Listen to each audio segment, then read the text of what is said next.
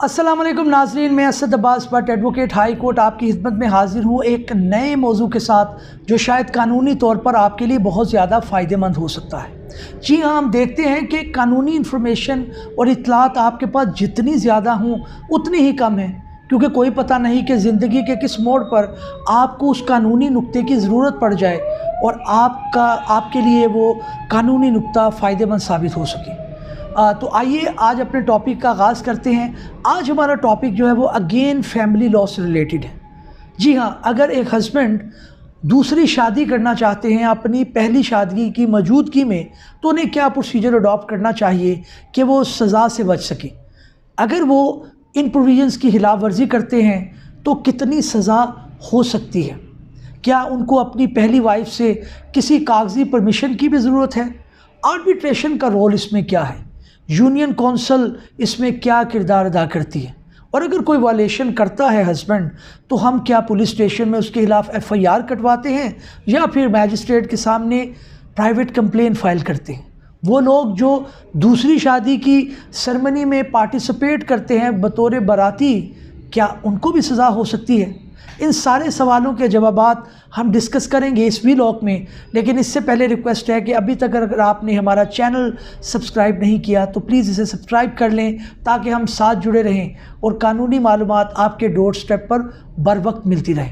तो आइए अपने कानूनी मौजू का आगाज़ करते हैं। जी हाँ, तो नाज़रीन, बात ये चली है कि लॉ की कौन सी प्रोविज़न है जो हमें ये रिक्वायर करती है कि अगर आपने बतौर हस्बैंड दूसरी शादी करनी है अपनी पहली शादी की मौजूदगी में, तो कौन सा लॉ है। इसका आंसर बड़ा सिंपल है, मुस्लिम फैमिली लॉ ऑर्डिनेंस 1961 इसका नाम है और इसका सेक्शन 6 हमें रिक्वायर करता है और बड़ी तफसील से एलेबोरेट करता है। मैं कानूनी डिटेल में जाए बगैर आपको पॉइंट वाइज जो है वो एक्सप्लेन करने की कोशिश करता हूँ। नंबर 1 ये है कि वो कहते हैं कि कोई भी आदमी जो है वो दूसरी शादी नहीं करेगा जब तक वो आर्बिट्रेशन काउंसिल से उसकी परमिशन ना ले ले। अब ये आर्बिट्रेशन काउंसिल क्या है। जी हाँ, देखिए, इसको आगे चल के मैं एक्सप्लेन करता हूँ। अगर वो ऐसी शादी करता है तो यूनियन काउंसिल वाले उसकी दूसरी शादी को रजिस्टर्ड नहीं करेंगे। उसके लिए भी एक कम्प्लेक्स सिचुएशन आ सकती है कि अगर उसकी दूसरी शादी नहीं रजिस्टर हो रही तो उनके बच्चों के जो सर्टिफिकेट हैं दूसरी शादी से, उनके हस्बैंड, उनकी वाइफ का जो ID कार्ड है, उनकी अपनी जो तफसील है वो नादरा के अंदर अपडेट नहीं हो सकती। तो इसलिए ये ममानत यहाँ पे आ गई। अब प्रोसीजर क्या है, आपने परमिशन अडॉप्ट करनी है दूसरी शादी की, तो उसके लिए सबसे पहले आपने एप्लीकेशन फ़ाइल करनी है चेयरमैन यूनियन काउंसिल को। अब उस एप्लीकेशन के अंदर आपने करना क्या है, नंबर 1 आपने एक तो प्रिस्क्राइब फ़ी उनकी है वो आपने अदा करनी है जितनी भी वो है। उसके बाद आपने रीज़न्स बताने हैं कि आप दूसरी शादी क्यों करना चाहते हैं। क्या खुदा न खास्ता आपका पहली शादी से कोई औलाद ना होने का मसला है, या कोई पहली बीवी जो है उनसे कोई ऐसे ताउन नहीं कर रही, किसी मामले में आपके घर के अंदर कोई मसला पैदा हो गया है, क्या वजह है कि आप दूसरी शादी करना चाहते हैं। नंबर 1। नंबर 2 ये है। नंबर 3 ये है कि क्या आपने अपनी पहली वाइफ से रिटन कंसेंट ली है या नहीं ली। ये आप अपनी एप्लीकेशन जो आपने चेयरमैन यूनियन काउंसिल को फाइल करनी है उसके अंदर आपने ये 3 चीज़ें बयान करनी। सारी रिक्वायरमेंट आपने एप्लीकेशन के अंदर दर्ज करनी है, तब जाके आपकी बात किसी करवट बैठेगी। अगर आप इस कानूनी रिक्वायरमेंट को पूरा नहीं करते और आपने आर्बिट्रेशन काउंसिल का जिसके मैंने जिक्र किया वो क्या होती है। देखिए, जब आपने एप्लीकेशन फ़ाइल की, यूनियन काउंसिल वाले क्या करेंगे, जो चेयरमैन है वहाँ पे, वो कहेंगे लड़की को यानी बीवी को और जो खावंद हैं कि भाई आप एक एक बंदा अपना नॉमिनेट करें, और ख़ुद वो चेयरमैन भी उस आर्बिट्रेशन काउंसिल का हिस्सा होंगे। 3 लोगों पर मुश्तमिल एक काउंसिल बनेगी जो ये देखेगी कि क्या आपकी एप्लीकेशन के अंदर वाकई ऐसी जो वजूहात मौजूद हैं कि आपको दूसरी शादी की इजाज़त दे दी जाए, तब आपको वो एक परमिशन ग्रांट करेंगे। अब आर्बिट्रेशन काउंसिल भी यहाँ पे आके क्लियर होगी। अब ये है कि अगर आप इसकी نہیں کرتے کوئی پاسداری، لیکن اس کے اندر ایک ریکوائرمنٹ مزید بھی ہے۔ اگر آپ کو یہاں پہ پرمیشن ملی ہے یا نہیں ملی، نکاح خواہ جو آپ کا نکاح رجسٹرار ہیں ان کے اوپر بھی ایک ذمہ داری ہے۔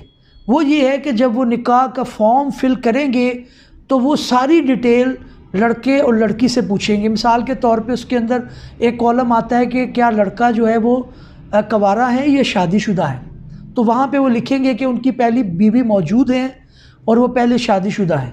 اگر وہ یہ نہیں لکھتے تو رجسٹرار کے اوپر بھی ایک ذمہ داری آتی ہے، یا پھر وہ اگر خامن جو ہے وہ نہیں بتاتا تو اس کے اوپر بھی ایک ذمہ داری آتی ہے اور اس کی پنشمنٹ بھی ہے۔ اب یہ سارا پروسیجر انڈرسٹینڈ کرنے کے بعد ہم چلتے ہیں پنشمنٹ کے اوپر کہ پنشمنٹ ان کی کیا ہے۔ نمبر 1 یہ ہے کہ اگر کوئی سیکشن 2A یعنی جو سیکشن 6 ہے اس کا سب سیکشن 2 کا کلوز A جو ہے وہ یہ کہہ رہا ہے کہ اگر نکاح رجسٹرار نے وائلیشن کی ہے اور انہوں نے نہیں لکھا کہ لڑکا جو ہے وہ پہلے شادی شدہ ہے نہیں ہے، یا ان کو بتایا غلط کیا ہے، تو دونوں صورتوں کے اندر جو ہے وہ پنشمنٹ ہو سکتی ہے 1 منتھ تک اور 25,000 روپیز تک فائن ہو سکتا ہے۔